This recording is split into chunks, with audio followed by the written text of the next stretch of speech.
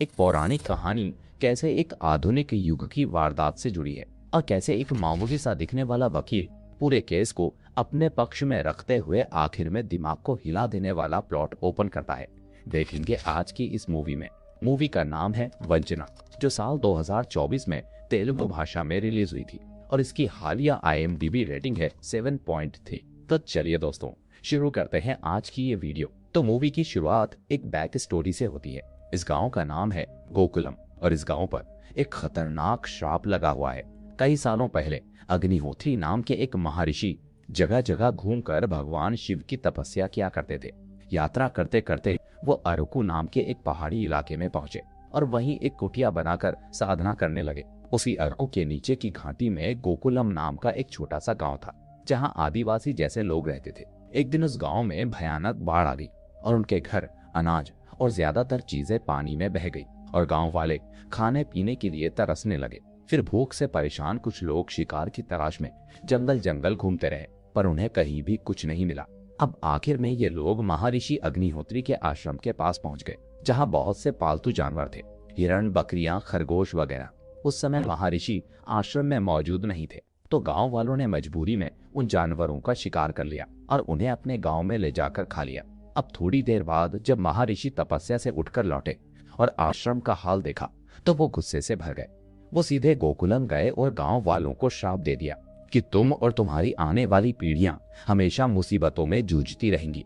तुम्हारे गांव पर एक भयानक राक्षस बार बार हमला करेगा और सर्वनाश मचाएगा। मेरे इस श्राप से तुम्हें खुद भगवान भी नहीं बचा पाएंगे। इसके बाद डरे हुए गांव वाले अपने आराध्य भगवान नारायण की पूजा अर्चना करने लगे और उनसे दया की भीख मांगने लगे। फिर उनकी पुकार सुनकर भगवान नारायण ने अवतार लिया, गांव की रक्षा की और उस राक्षस का वध कर दिया। लेकिन भगवान अपना अवतार खत्म करने से पहले ये नियम बना देते हैं कि जब तक गांव वाले रात में अपने घरों के अंदर रहेंगे और बाहर नहीं निकलेंगे, तब तक ही वो नया अवतार लेकर गांव की रक्षा करने आएंगे, वरना रक्षा अधूरी रह जाएगी। इसलिए भगवान के जाने के बाद हर साल गांव के मुखिया को सपने में भगवान नारायण दिखाई देते हैं और बताते हैं कि इस बार वो किस अवतार में गांव की रक्षा करने आएंगे। और इसी वजह से हर साल गांव वाले उस खास रात को एक बड़ा त्योहार मनाते हैं, भगवान की झांकी निकालते हैं और पूरे गांव में फेस्टिवल जैसा माहौल रहता है। और अब यहीं से आगे की कहानी शुरू होती है। जगह है वही अरकू गांव। समय है सुबह के लगभग 5 बजे का और तारीख है 17 दिसंबर 2022। सुबह सुबह एक दूध वाला जोसेफ नाम के एक पादरी के घर दूध देने आता है। वो बार बार दरवाजा खटखटाता है, लेकिन अंदर से कोई जवाब नहीं आता। वहीं बाहर जोसेफ का ड्राइवर चलम भी होता है। असल में जोसेफ और चलम अभी थोड़ी देर पहले ही विजयवाड़ा से लौट कर आए थे। अब दूध वाला चलम से कहता है, फादर दरवाजा नहीं खोल रहे। अब इस चलम के पास पीछे वाले दरवाजे की चाबी होती है, जो कि जोसेफ ने उसे इमरजेंसी के लिए दी थी। इसलिए दोनों पीछे से घर के अंदर जाते हैं और शॉकिंगली देखते हैं कि जोसेफ जमीन पर मरा हुआ पड़ा है। अब ये देखकर दोनों घबरा जाते हैं और तुरंत पुलिस को बुलाते हैं। फिर पुलिस मौके पर पहुंचती है और सबसे पहले चलम से पूछताछ शुरू करती है। चलम बताता है कि जोसेफ इस घर में अकेले रहते हैं, उनकी बेटी और दामाद विदेश में रहते हैं और साल में बस एक बार ही मिलने आते हैं। आगे पुलिस कमरे की तलाशी लेते हुए लॉकर के पास पहुंचती है, जहां का दरवाजा खुला हुआ मिलता है और साफ दिखता है कि कुछ पैसे चोरी हो चुके हैं। इस पर चलम बयान देता है, कल मैं और जोसेफ सर विजयवाड़ा गए थे। रात को हम वापस लौटे। मैंने उन्हें घर ड्रॉप किया और फिर मैं अपने घर चला गया। सुबह रोज की तरह यहाँ आया, लेकिन दरवाजा नहीं खुला। पुलिस ये भी पूछती है कि पीछे वाले दरवाजे की चाबी तुम्हारे पास कैसे? तो चलम समझाता है कि जोसेफ सर को अक्सर फीड्स या दौरे आते हैं, तो ऐसे समय में वो उसे फोन या मिस कॉल करते थे और चलम पीछे के दरवाजे से अंदर जाकर दवा देता था। इसलिए इमरजेंसी के लिए जोसेफ ने खुद उसे ही चाबी दी थी। ये भी पता चलता है कि चलम पिछले 8 साल से जोसेफ के लिए काम कर रहा है, यानी घर और पर्सनल कामों में उसका पूरा भरोसेमंद आदमी है। अब इसी दौरान फॉरेंसिक टीम को कमरे से कुछ क्लूज मिलते हैं, जिसमें एक शर्ट का बटन भी शामिल होता है। अब इंस्पेक्टर नोटिस करता है कि चलम की शर्ट से भी ठीक वही टाइप का एक बटन गायब है, जिससे शक और गहरा हो जाता है कि किसी हाथापाई के दौरान बटन वहां टूटकर गिरा होगा। इस तरह अब पुलिस चलम पर शक करते हुए उसे कस्टडी में लेकर उसके घर की तलाशी करती है। वहां उन्हें एक छोटा बैग मिलता है, जिसमें 5 लाख रुपए कैश रखा होता है। इसलिए इन्हीं सबूतों के आधार पर पुलिस चलम को आधिकारिक तौर पर गिरफ्तार कर लेती है।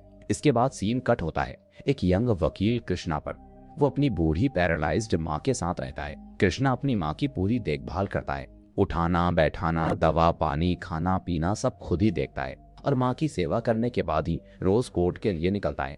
उधर कोर्ट के पास चलम की बीवी और उसकी बहन एक डिफेंस लॉयर को हायर करती हैं ताकि वो चलम का केस लड़े, लेकिन वो वकील साफ कह देता है सारे सबूत चलम के खिलाफ हैं, पर फिर भी मैं अपनी तरफ से पूरी कोशिश करूंगा।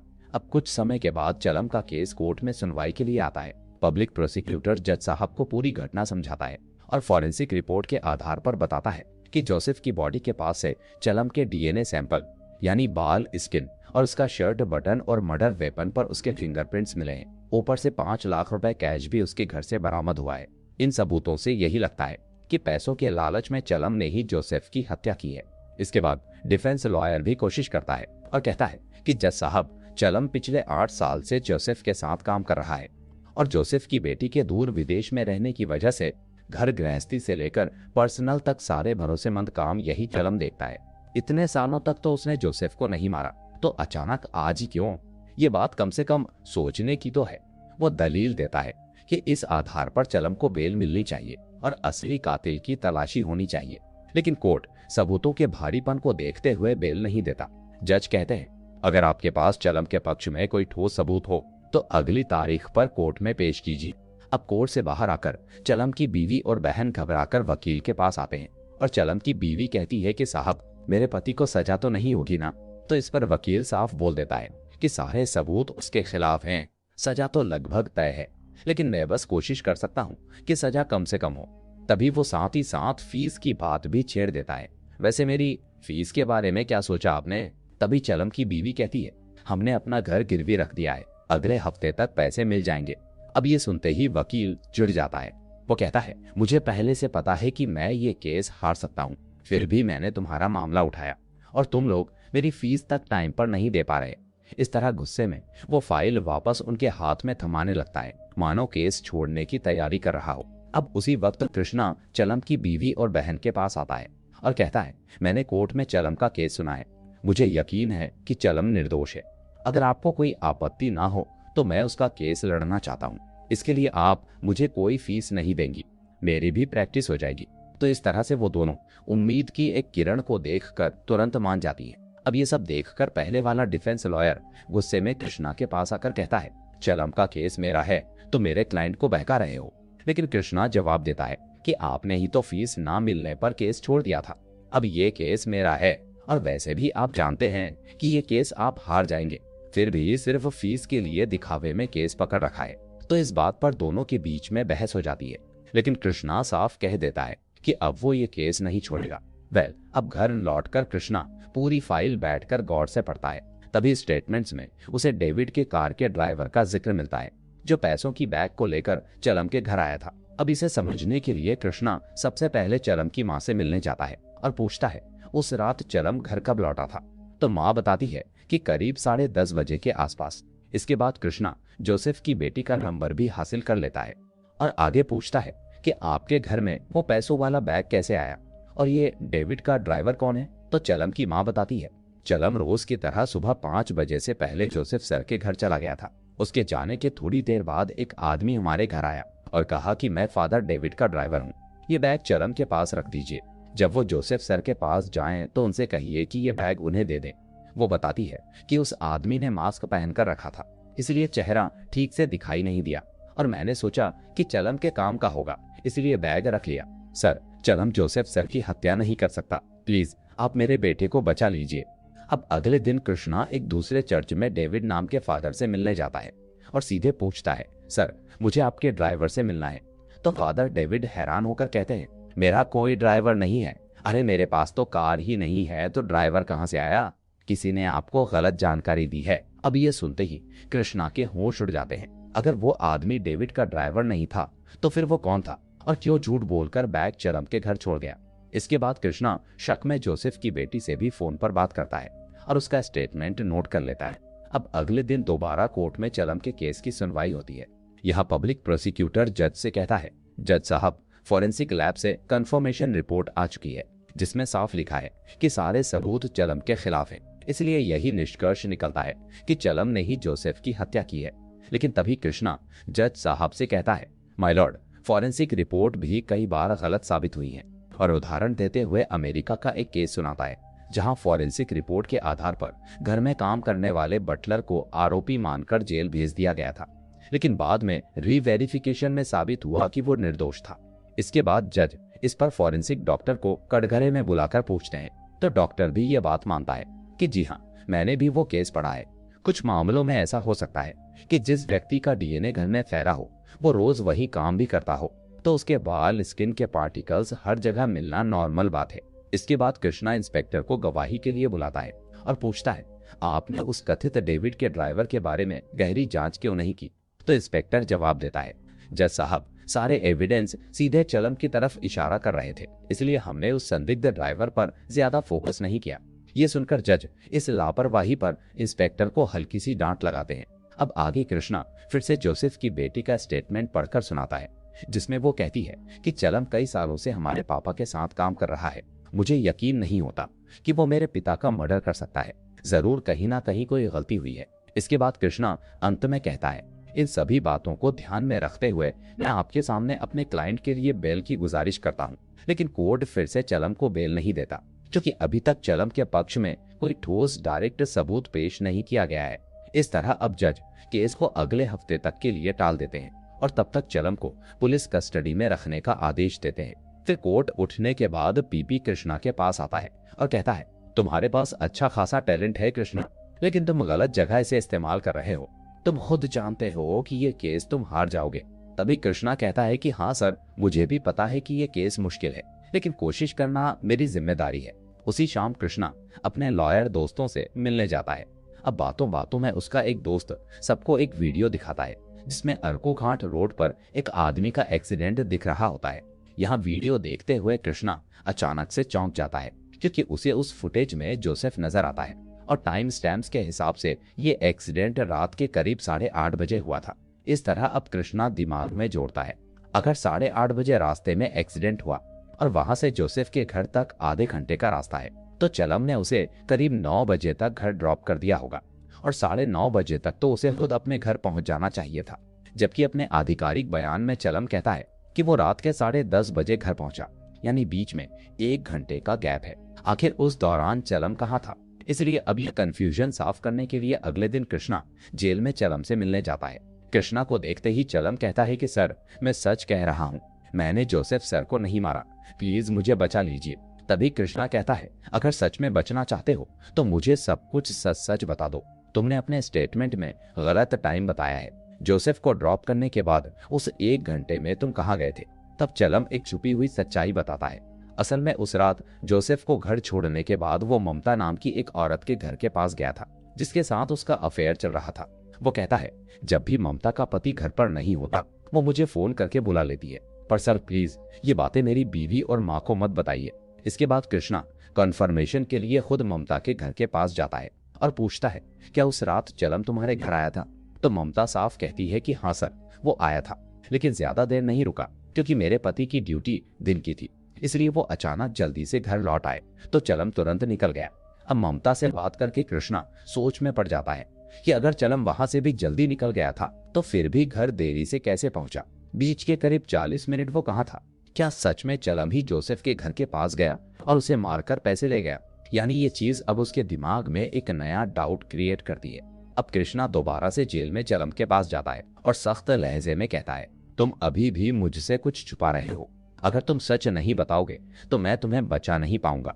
इसके बाद चलम घबराकर जवाब देता है, सर, उस दिन जब ममता के पति अचानक से घर आ गए तो मैं तुरंत बाहर निकल आया, लेकिन सीधे घर नहीं गया। मैं उसी गली के कोने पर कुछ देर खड़ा रहा, ये सोचकर कि शायद उसका पति कुछ भूलकर फिर से बाहर जाए और मैं वापस उससे मिल सकूं। करीब 40 मिनट तक मैं वहीं पर इंतजार करता रहा, लेकिन जब कुछ नहीं हुआ तब मैं वहां से चला गया। कृष्णा फिर से पूछता है, जब जोसेफ दूसरे गांव विशाखापट्टनम या आसपास के एरिया में जाते थे तो क्या उन दिनों में कभी कोई अजीब घटना हुई थी? तब चलम एक और बात बताता है, सर, जब भी जोसेफ सर विशाखापट्टनम जाते तो मैं भी उनके साथ चर्च के काम से जाता था। वहीं एक लड़की अनु से मेरी पहचान हुई। वो मुझे देखकर मुस्कुराती थी और धीरे धीरे मैं भी उसे पसंद करने लगा। फिर एक दिन अनु ने मुझे होटल के कमरे में बुलाया, मिठाई खिलाई। उस मिठाई को खाने के थोड़ी देर बाद मुझे चक्कर आए और मैं बेहोश हो गया। 2 घंटे बाद मुझे होश आया तो मेरा पर्स, पैसे और कुछ सामान गायब थे। मतलब अनु ने मुझे बेहोश करके मेरा सब कुछ लूट लिया और भाग गई। कृष्णा ये सुनकर कहता है, ये तो छोटे मोटे चीटिंग के केस हैं, इनसे मर्डर प्रूव नहीं होगा। फिलहाल इन्हें अभी छोड़ो, हमें कोई ठोस सबूत ढूंढना पड़ेगा। इसके बाद कृष्णा जोसेफ के इलाके में जाकर एक किराना दुकानदार से पूछता है, जिस रात जोसेफ की हत्या हुई, क्या उस रात तुमने आसपास में कुछ अजीब देखा था? तो दुकान वाला कहता है कि सर, जब मैं रात को दुकान बंद कर रहा था तो मैंने सीनू नाम के एक लड़के को जोसेफ सर के घर के पास घूमते देखा। सीनू यहीं पास की एक ड्रामा कंपनी में काम करता है। अब यहाँ हम नोटिस करते हैं कि कृष्णा और दुकानदार की बात वहीं एक और आदमी सुन रहा होता है और तुरंत जाकर सीनू को चेतावनी देता है कि अरे वो आदमी पुलिस वाला लग रहा है, भाग जा। अब इतना सुनते ही सीनू कृष्णा से बचकर भागना शुरू कर देता है, लेकिन कृष्णा भी उसके पीछे दौड़ता है और तीसरा आदमी भी बीच बीच में धक्का मुक्की करता है। अब यहाँ तीनों के बीच में सड़क पर जोरदार हाथापाई चलती है। फिर आखिरकार कृष्णा सीनू को पकड़ लेता है, जहाँ पूछताछ में सीनू कहता है, सर, जोसेफ सर हमेशा हमारी ड्रामा कंपनी को डोनेशन दिया करते थे। उस रात भी मैं उनसे मिलने और फंड के लिए धन्यवाद कहने आया था। आपको देखकर इसलिए भागा क्योंकि कभी कभी इसी एरिया में मैं गांजा सप्लाई भी करता हूँ, तो पुलिस समझकर डर गया था। इस तरह अब कुछ खास ना निकलने पर केस वहीं के वहीं रह जाता है। अगले दिन फिर से चलम के केस की सुनवाई होती है और फिर सारे मौजूदा सबूत यानी डीएनए, बटन, फिंगरप्रिंट, बैग में कैश, इन्हें देखते हुए कोर्ट चलम को उम्र कैद की सजा सुना देती है, क्योंकि कृष्णा कोई पक्का ऑल्टरनेट थ्योरी प्रूव नहीं कर पाता। अब कुछ दिनों के बाद सीन बदलता है। यहाँ कृष्णा जेल में चलम से मिलने आता है। तभी चलम रोते रोते कहता है कि सर, मैंने कोई गुनाह नहीं किया, फिर कोर्ट ने मुझे इतनी बड़ी सजा क्यों दे दी? आप जानते हो कि मैंने जोसेफ सर को नहीं मारा। तो कृष्णा गहरी सांस लेकर कहता है, हाँ मुझे पता है चलम, तुमने जोसेफ को नहीं मारा, और किसने मारा ये भी मुझे पता है, क्योंकि जोसेफ को मारने वाला मैं खुद हूँ। अब ये सुनकर चलम के पैरों तले जमीन खिसक जाती है और कहानी यहाँ से 5 साल पीछे फ्लैशबैक में चली जाती है। यहाँ फ्लैशबैक में हमें गोकुलम नाम का वही गांव दिखाया जाता है। इसी क्षेत्र के चर्च में जोसेफ आया जाया करता था मास और प्रेयर के लिए। फिर एक दिन जब जोसेफ चर्च में आता है तो देखता है कि वहां सफाई कर रहा आदमी कोई दूसरा है और उसका नाम है कोटेश्वरा राव।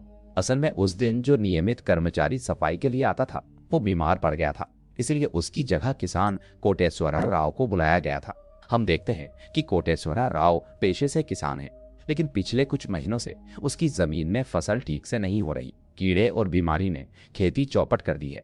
उसकी फैमिली में पत्नी और उसकी बेटी तुलसी है। वो अपनी बेटी से बहुत प्यार करता है, यहाँ तक कि इंटर की परीक्षा में फेल हो जाने पर भी वो उससे कुछ नहीं कहता, डांटता तक नहीं। और यही हमें पता चलता है कि कृष्णा असल में कोटेश्वरा राव का बेटा है, जो उस वक्त दिल्ली में लॉ की पढ़ाई कर रहा होता है और बीच बीच में फोन पर अपने माँ बाप से बात करता रहता है। अब कुछ समय के बाद विदेश से कुछ लोग जोसेफ के पास आते हैं।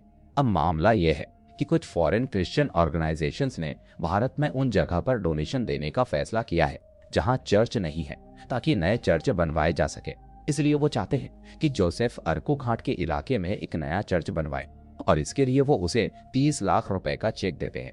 अब उनके जाने के बाद जोसेफ अपने स्टाफ से पूछता है, अर्को घाट रोड के पास किसकी जमीन है? तो स्टाफ बताता है कि सर, वैली के पास कोटेश्वरा राव की जमीन है, वही जो उस दिन यहाँ चर्च की सफाई के लिए आया था। लेकिन उसकी जमीन कुछ खास नहीं है, उसकी फसल में कीड़े पड़ चुके हैं। जोसेफ ये सुनकर मन ही मन सोच लेता है कि किसी भी तरह उसे वही जमीन लेनी है, इसलिए वो कोटेश्वरा राव को बुलाने के लिए कहता है। अब कुछ देर के बाद कोटेश्वरा राव जोसेफ के पास पहुंचता है। यहाँ जोसेफ मीठी मीठी बातों में कहता है, अरे कोटेश्वरा, मैंने सुना है कि तुम्हारी खेती ठीक से नहीं चल रही, तुम्हें काफी नुकसान हुआ है और आगे चलकर नुकसान और बढ़ सकता है। कुछ दिनों में यहाँ एक केमिकल फैक्ट्री बनने वाली है, उसका गंदा पानी खेतों में आएगा तो सब जमीन बर्बाद हो जाएगी।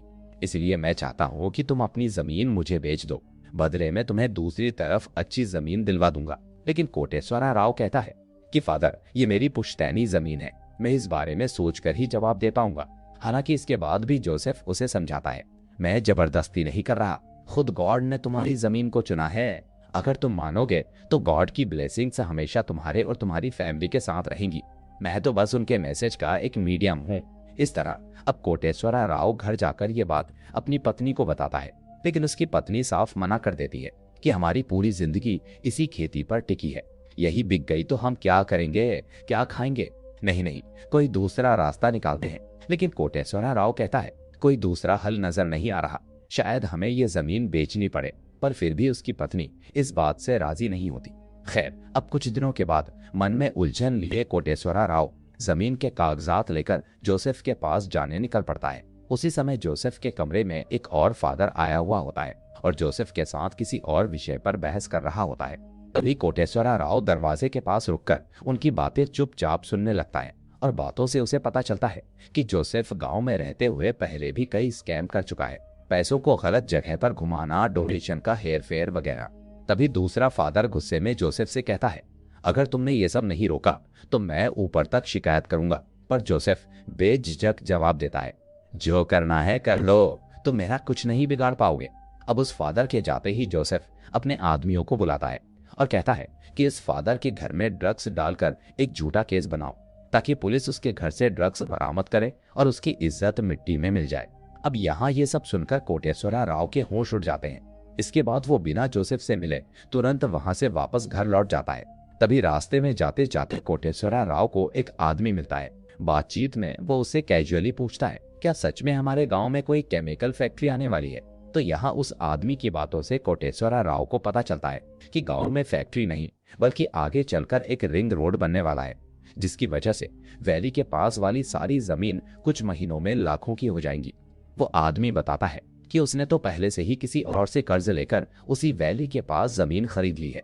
तो ये सुनते ही कोटेश्वरा राव के होश उड़ जाते हैं और उसे समझ में आ जाता है कि जोसेफ ने उससे केमिकल फैक्ट्री वाली बात झूठ बोलकर उसे बेवकूफ बनाने की कोशिश की थी। खैर, अब घर लौटने के बाद जोसेफ के यहाँ काम करने वाला एक आदमी कोटेश्वरा राव को फादर जोसेफ के पास बुलाने आता है। लेकिन कोटेश्वरा राव साफ मना कर देता है कि मैंने तय कर लिया है कि मैं अपनी जमीन नहीं बेचूंगा, यही बात जाकर तुम अपने जोसेफ सर से कह देना। फिर जब वो आदमी वापस जाकर जोसेफ को ये बात बताता है तो जोसेफ गुस्से में आग बबूला हो जाता है। अगले दिन जब जोसेफ चर्च से अपने घर लौट रहा होता है तो वो देखता है कि उसका ड्राइवर चालम तुलसी के साथ बात कर रहा होता है। तभी जोसेफ तुरंत चालम को बुलाकर डांटने लगता है, गाड़ी के पास रहने के बजाय तुम यहाँ लड़की से बातें कर रहे हो। साथ में काम करने वाला दूसरा आदमी भी चालम को ताना मारता है, तुम्हारा कोटेश्वरा राव की बेटी से क्या काम? ये सुनकर जोसेफ चौंक जाता है। वो लड़की कोटेश्वरा राव की बेटी है। तभी उसके दिमाग में एक खतरनाक प्लान बनना शुरू हो जाता है। अब जोसेफ चालम को अलग ले जाकर मीठे स्वर में पूछता है, क्या तुम मेरी इज्जत करते हो? चालम सीधा साधा जवाब देता है, सर ये कैसी बात है, मैं आपकी बहुत इज्जत करता हूँ। लेकिन अब जोसेफ असली बात पर आता है और कहता है, तो फिर तुम्हें मेरे लिए एक काम करना होगा, तुम्हें उस लड़की के साथ सोकर उसकी एक वीडियो बनानी होगी। अब ये सुनते ही चालम हिल जाता है। वो कहता है कि सर, मैं तुलसी से सच में प्यार करता हूँ, यह गलत है।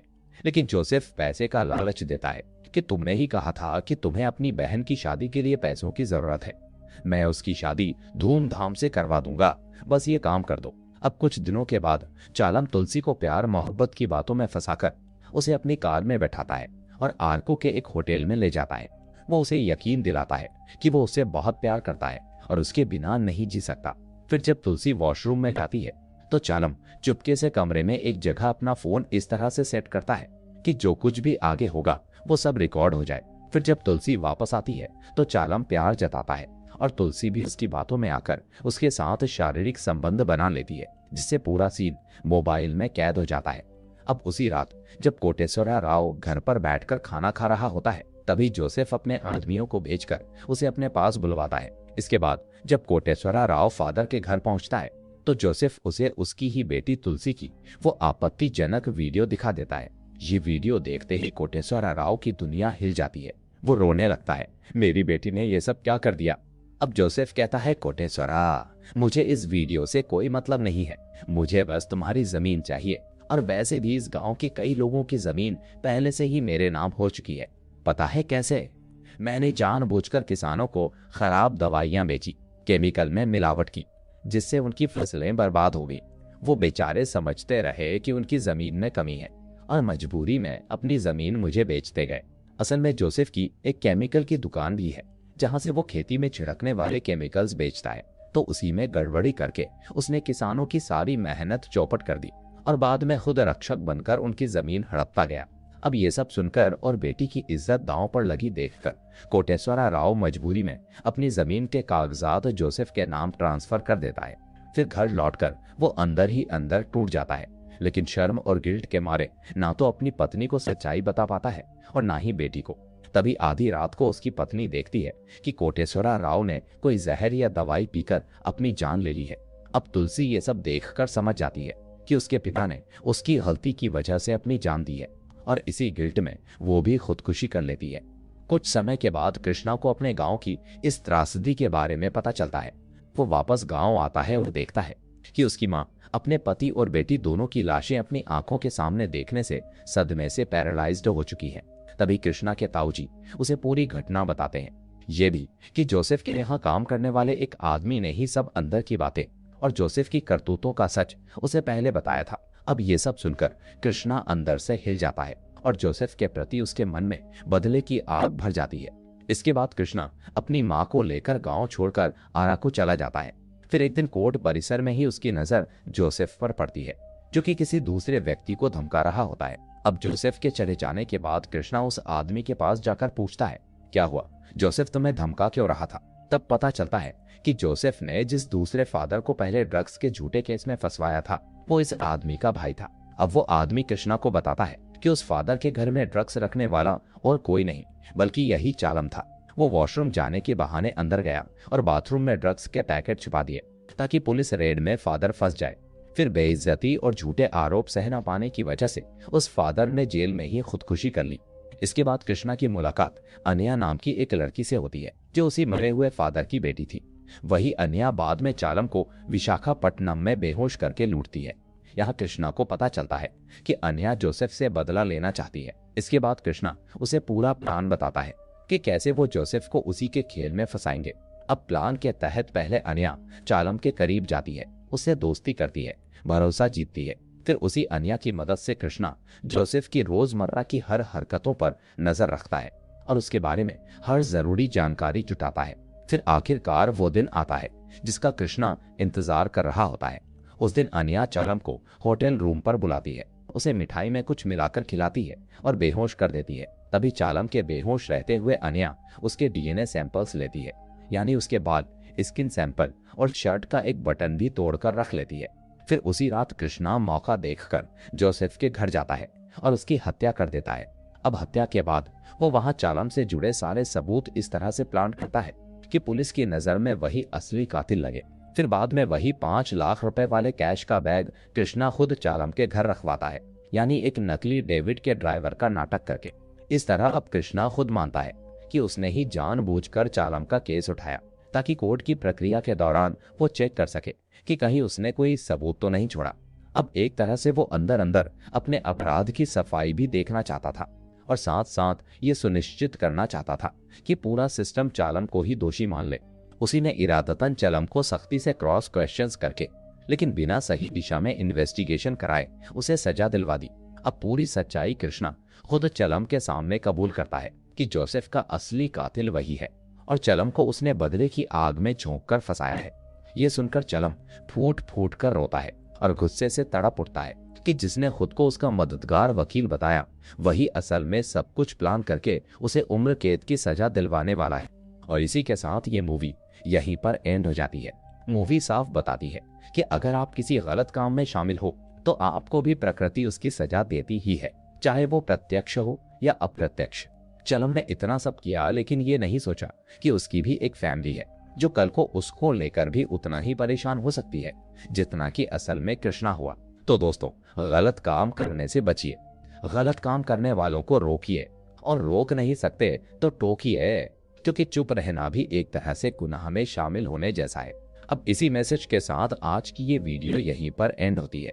लेकिन दोस्तों, अब आता है एक बहुत बड़ा सवाल कि आखिर शुरू में जो कहानी सुनाई गई थी उसको हम इस मूवी से कैसे रिलेट कर सकते हैं। जिसको भी इसका जवाब पता हो वो मुझे कमेंट में जरूर बताएं। सबसे रिलेवेंट कमेंट को हम इस वीडियो में पिन कर देंगे ताकि सभी उस जवाब तक पहुंच जाएं। उम्मीद है आपको ये वीडियो पसंद आई होगी, इसलिए इस वीडियो को लाइक करके इसे अपने दोस्तों के साथ भी शेयर कर दीजिए। साथ ही इस चैनल को सब्सक्राइब करके बेल आइकन को दबा दीजिए ताकि कोई भी वीडियो आपसे मिस ना हो। अब मैं आपसे मिलूंगा अगली ऐसी ही मूवी के साथ। Till then, take care and thanks for watching.